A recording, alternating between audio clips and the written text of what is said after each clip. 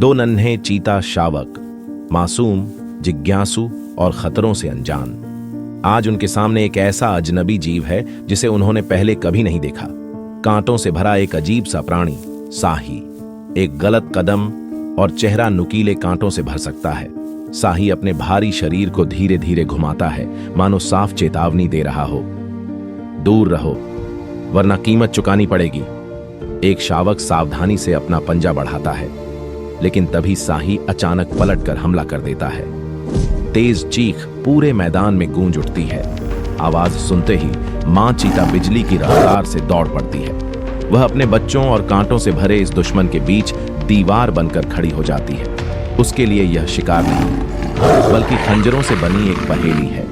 वह साही के कांटों को पंजे से परखती है। कांटे आपस में टकराकर खतरनाक चेतावनी देते हैं, लेकिन तभी एक तेज कांटा उसकी नाजुक नाक में गहराई तक धंस जाता है। साही धीरे धीरे पीछे हटने की कोशिश करता है, पर मां चीता का गुस्सा अब भूख में बदल चुका है। जंगल में अकेले शिकार करने वाले शिकारी के लिए एक गहरा घाव मौत का बुलावा होता है। अगर आज वह नाकाम रही तो उसके बच्चों का भविष्य भी खतरे में पड़ जाए। तनाव हवा में साफ महसूस हो रहा है। वह सही पल का इंतजार करती है और फिर हमला करती है, लेकिन साही फिर घूम जाता है और सिर्फ कांटों की दीवार सामने रह जाती है और कांटे एक एक कर उसकी सुनहरी खाल में ढंसते जाते हैं। मां चीता पीछे हटती है, दर्द से कराहती है और खुद ही अपने जबड़ों से कांटे निकालने लगती है। हर हमला उसे और कमजोर कर रहा है, लेकिन एक मां की हिम्मत अभी टूटी नहीं है।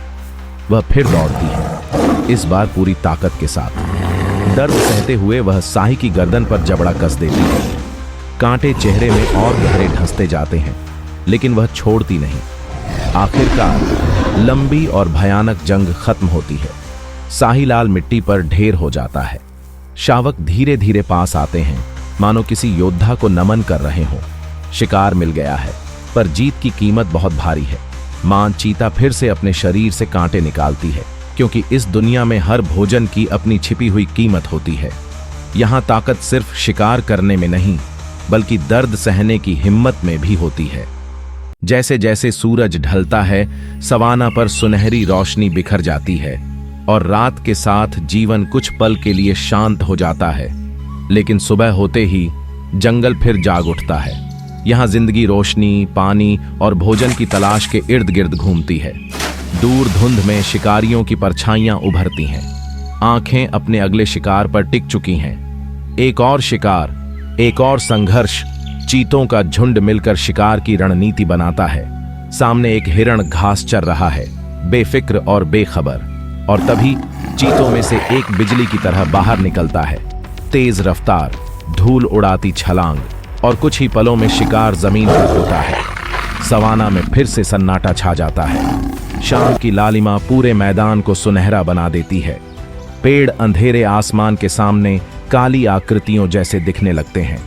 दूसरी ओर चीता के छोटे शावक घास में खेल रहे हैं। उनकी पीठ पर उगी हल्की सफेद रोएंदार परत उन्हें शिकारी पक्षियों की नजरों से बचाती है।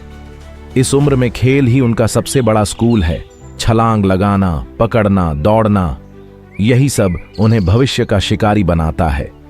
मां दूर छांव में आराम करती है, लेकिन उसकी नजरें हमेशा सतर्क रहती हैं। पास ही कुड़ू हिरणों का झुंड चौकन्ना खड़ा है। उनके बड़े कान हर हलचल को पकड़ लेते हैं। दूर मैदान में अफ्रीकी हाथी विशाल परछाइयों की तरह चलते हैं। हर जानवर उन्हें रास्ता देता है, डर से नहीं बल्कि सम्मान से। यहाँ हर प्राणी का अपना काम है।